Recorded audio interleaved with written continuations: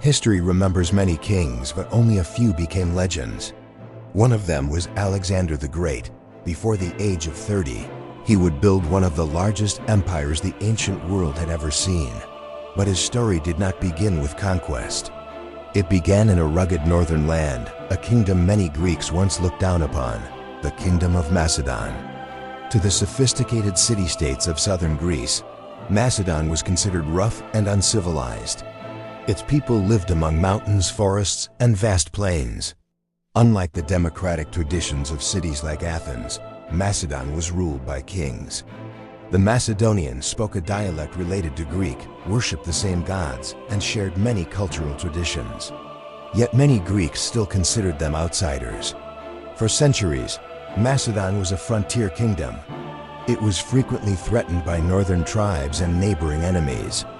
Because of this constant danger, Macedonian society became deeply militarized. Young men grew up riding horses, hunting in the wilderness, and training for war. The kingdom's nobles were not philosophers or politicians. They were warriors. This harsh environment produced a people who valued strength, loyalty, and courage above all else. And from this warrior culture would emerge one of history's most powerful leaders.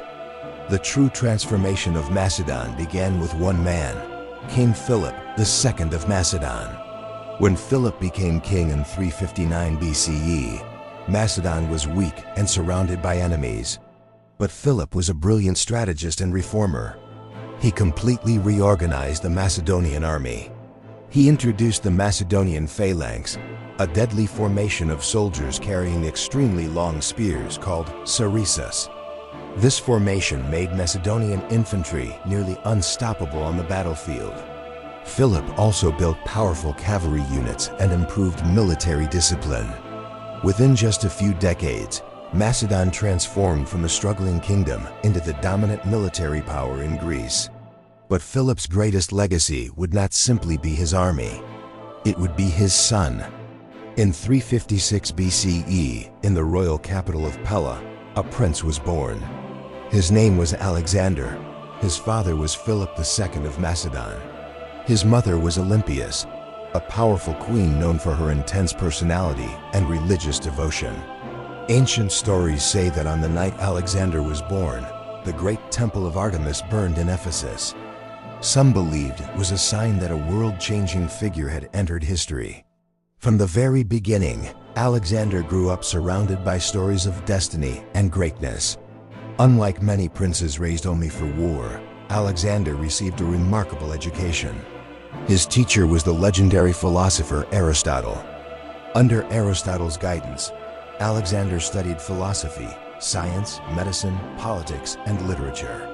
Among all the works he studied, one had the deepest influence: the epic poem The Iliad, written by Homer.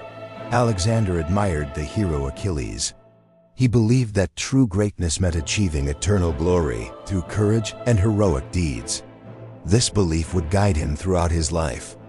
Even as a young boy, Alexander showed unusual intelligence and confidence. One famous story involves a wild horse no one could tame. The horse was named Bucephalus. While experienced warriors failed to control it, Alexander observed something important.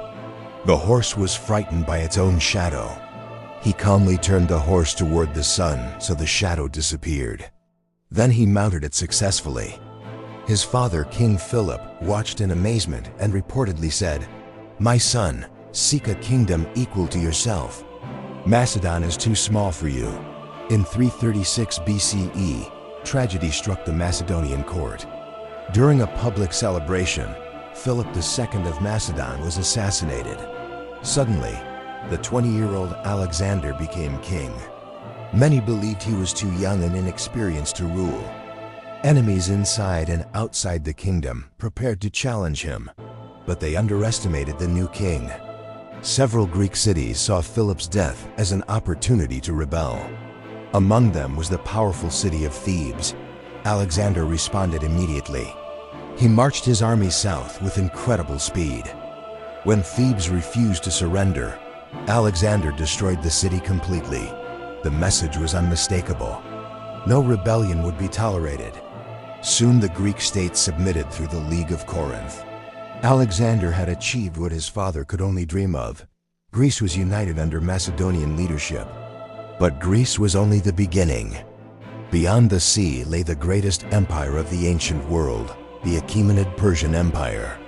For generations, Persia had threatened Greece. Now Alexander would take the war to them.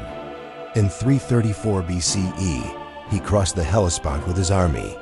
Standing on Asian soil, he threw a spear into the ground, claiming the land as his conquest.